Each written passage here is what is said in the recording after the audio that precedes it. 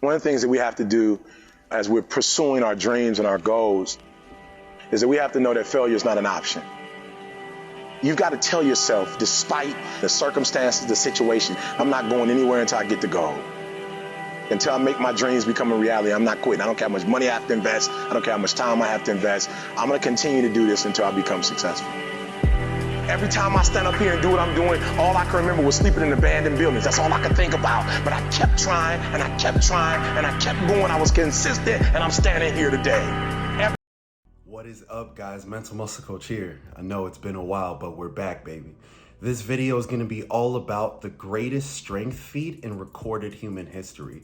The man who lifted half a ton while unconscious. Now first, let me give a little disclaimer, all right? Yes, now mind you, the topic of this video is in fact a strength feat. It is about a world record-breaking accomplishment, but the message of this video is really going back to psychology, because of course, if it wasn't, why the hell would the Mental Muscle Coach be talking about it? But also, this is something that we can all bring into our lives. There's some key insights in here. So we're gonna have some fun with this. Let's get it. In July of 2016, a man by the name of Eddie Hall, who is referred to as the Beast, went on to accomplish something that was inconceivable. Now, mind you, in 2017, he went on to become the world's strongest man. But the year prior, he set out to lift 500 kilos, half a ton, in a deadlift competition. He said he was going to do this, and he actually made it happen. But it would be obvious for you to stop and think to yourself, wait a minute, this guy was already going on to become the world's strongest man. So cool, he lifted half a ton. Yeah, that's crazy, but I mean, we expect them to do things like that. There are recorded scenarios where, mothers have deadlifted a car off their kids, crazy feats of strength like that. So why is it that this is considered the greatest feat of strength in human history? And in order to understand that, we have to understand the science behind world records and how they're broken over time. We've all heard about the concept of flow. When you talk about a writer and they're really going hard, they're developing a new book and they're just writing this utter symphony of words that's beautiful and they're totally in the zone. We consider that them being in flow. When we talk about the runner's high, that is a representation of flow being manifested, and so this flow term is a very typical word that we use. However, it is actually a scientific phenomenon that is representative of what is going on in our bodies at the time.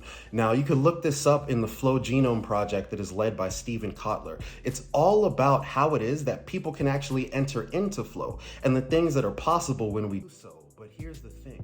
We even learned about the concept of flow and how powerful it can be in our lives through observing adventure sports athletes. Their accomplishments have served as the foundation beneath what it is that ultimately taught us about flow. And the reason why is because of the way that they break records within that particular sport. It's inconceivable.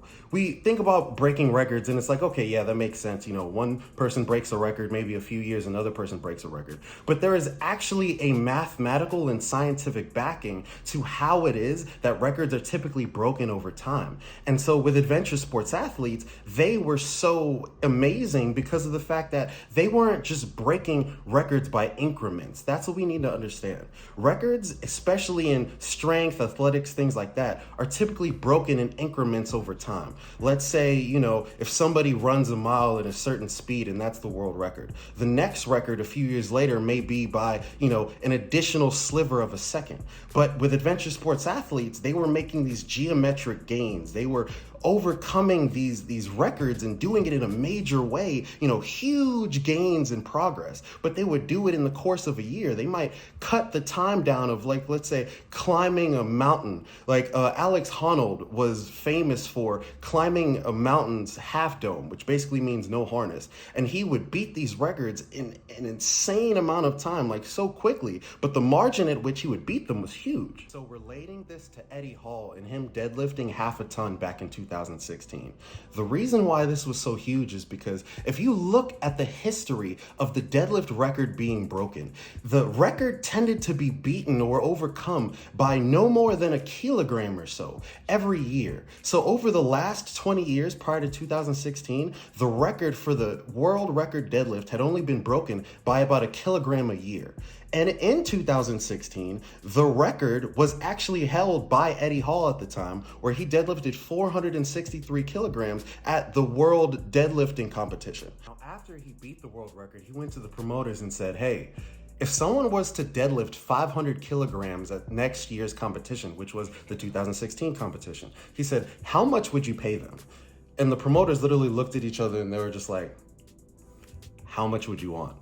So he embarked on this feat that was considered impossible. He promoted it, he talked about it, it became huge. And the amount of hate that he was getting from people saying this was an impossibility was overwhelming, because here's what you have to understand. Every year for the last 20 years, the record had gone up by 1 pound. This man said he was going to increase the record by 37 kilos in a single year. Unheard of. As he starts to embark on this mission of lifting 500 kilos, he quickly finds out how screwed he really is. Because each time he went to lift in the gym to see how much he could deadlift, he would never get past 455 kilos. So essentially he was seeing the crap. I've got a year to do this, but every single time I go to do it, I'm not hitting more than 455, which is 45 kilos away. And essentially, he never ever lifted more than 455 kilos leading up to the competition in 2016. He never did more than that. So how did he end up doing it? He was encouraged to see a particular scientist, a scientist who specialized in the leveraging of muscle fibers, being able to translate muscle and power and strength into movements effectively. And so this scientist, after they ran all these tests, they had him do all these particular things to analyze his capacity, his strength, what have you. The scientist said to him, listen, based upon your current structure, your build, your capabilities, it is impossible for you to lift this 500 kilograms. You're not strong enough to do this, so it is virtually impossible. Except there is one thing. The scientist said this. He said, you know, the average day-to-day person that, they just do normal things, go to the store, what have you, when they think they're using all their power, in actuality, they're only using about 50% of their muscle fibers. The elite athlete who may be in the gym 18, 19, 20 hours a week, they at max would be able to leverage maybe about 70% of their muscle fibers. But the thing is, we basically never utilize 100%. And the reason being is because we have these mental and neurological barriers that stop us from doing so. Because if you were to look to use 100% of your muscular capacity, it would cause us to tear tendons, have injuries, all that, what have you, because we're not designed to push at that level. There are repercussions to using all of that power. But now, because of those mental barriers, we can't just decide, okay, I want to use 100% of my muscle fibers today. I can't just step into that state. That state is only activated due to the fight or flight response. When we trigger our sympathetic nervous system to such a degree that it causes us to have to leverage that in order to survive. We have these recorded occurrences where there are mothers that might be, 120, 130 pounds, and they're able to lift a car off their children. These things are recorded. And so it is possible to leverage 100% of our muscle, but we can't fake it. Either you have somebody that has a gun to your head, or you got to lift a car off your kids. But the actuality is you can't just make it happen. And so in working with hypnotherapists and working with, other psychologists, people that could help him to orchestrate his mind mentally, Eddie Hall began creating this scenario in his head, this very dark, frightening, grueling scenario that he won't even speak about publicly, because he was like, if people were to hear that this is what I was thinking about, it would be so twisted. They think I was crazy. But he worked with the hypnotherapist to get him to be able to activate this state. And the way that it was strategized is that right before he would go on to the stage in order to do this 500 kilogram deadlift at the competition, they activated a trigger point. They created a trigger point on the back of his hand where he would pinch that trigger point right before he got up there, and it would help him to submerge mentally into this dark scenario where he feels as if he is in a life or death situation. And as a result, this is what happened. And then the trigger point came. I was just like, boom, right, I'm ready. I'm in the scenario. And I'm blacking out then. I'm sort of, I'm in and out. I'm in the arena, but I'm not in the arena. And I remember bending down, strapping onto the bar, rocking it back and forth. And then just on that last rock, I just leant forward, leant back, and my eyes just closed. And I start pulling. And I want you to look at my eyes as I'm pulling that deadlift. My eyes open, and not intentionally. And they open, and my eyes change colour. They actually changed colour. They went the brightest, most turquoisey blue I've ever seen a man's eyes go.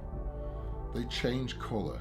And I finished off, I locked the lift out, and that's when I woke up, and I was just sort of like at the top of the lift looking around like, have I done it? Jesus Christ, hit the deck, massive puddle of blood on the floor. Did you hear this, man? Number one, if you look at that video, it's 100% true. His eye color literally changed when he was lifting that weight. Secondly, if you hear him, he blacked out at the bottom of the lift. As he began to pull, he blacked out and he woke up at the top of the lift. Now, this was absolutely insane. It blew the minds of people all over the world. And essentially, he's going to be in the history books for the rest of his life. But what is this saying to us? This guy literally achieved a feat that he was incapable of doing physically. The scientists told him, you're not capable of pulling this much weight. And prior to that, the most that he had ever done in his life was 463 kilograms. And yet he jumped up 37 kilograms in that one moment, just like that.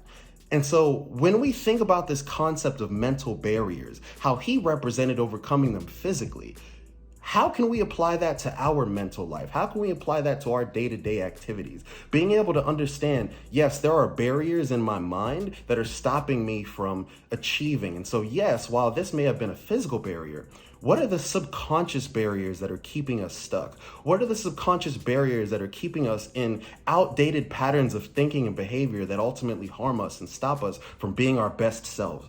When we look at the achievements of other humans, when we look at what's possible, we can take that on the macro scale and bring it to the micro scale and say, how can I apply this to my life? How can I use it to make myself a better me? I love y'all. Mental Most Coach out, baby. Peace.